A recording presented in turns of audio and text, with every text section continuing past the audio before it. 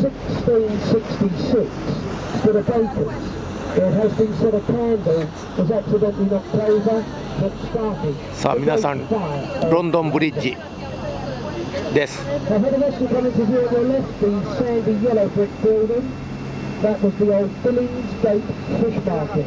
There had been a fish market on that site for over 800 years. Sadly though, the fish market moved a number of years ago further downriver and now situated in larger premises in the South West India dock. The large white building to our left behind the trees, that is Waterguard House, the home of Her Majesty's Customs. It is the third building to stand on that site. The other two buildings were mysteriously sold down. Now the vessel coming up on our right, codenamed the C-35, she is HMS Belfast, one of our largest light cruisers ever to have been built for the Royal Navy. She was built at Holland and Wolff in Belfast, Northern Ireland, launched in 1938, commissioned into the Royal Navy in 1939. The vessel see action throughout World War II. She showed the beaches at Normandy on D-Day, but last fired her guns in anger during the Korean campaign of the 1950s, where she was the flagship for the United Nations troops. But probably one of her most famous roles was in the help of the chasing and eventual sinking of the famous German profit battleship, the Scharnhorst. The Belfast was saved from the scrapyard some 35 years ago and is now permanently moored in the upper core of London as a floating maritime museum.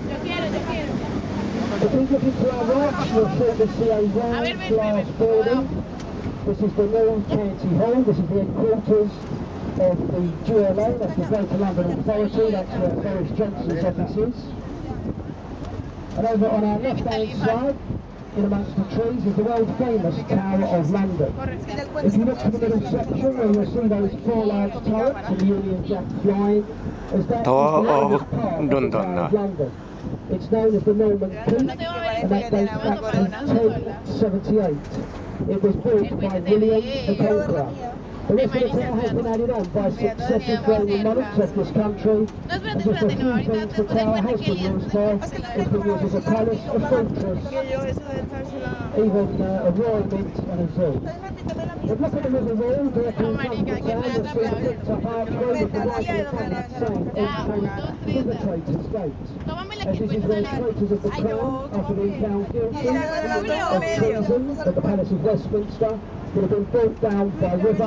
They'd have entered into the tower through that once open archway, where they would have either been imprisoned for life or taken up to Tower Hill, where they would have then been beheaded.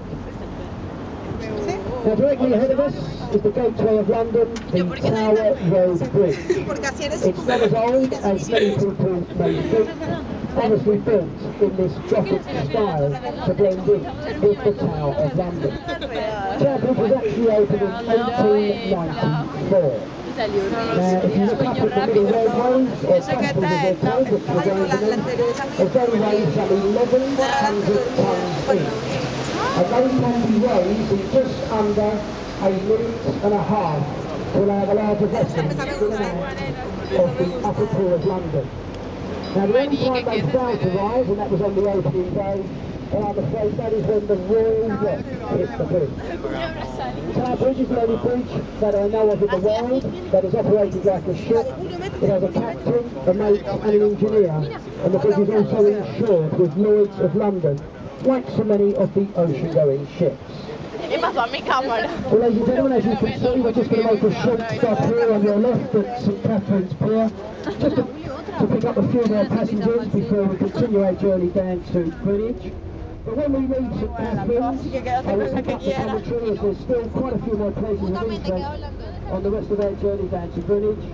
But I'll give your ears a bit of a rest now, and give you a chance if there's anyone wishing to purchase a drink from the bar. The bar will remain open all the time the fest is underway, and as I say, if you wish to get a drink, it's a good time to go down there now. There's not too much of a crowd at the bar.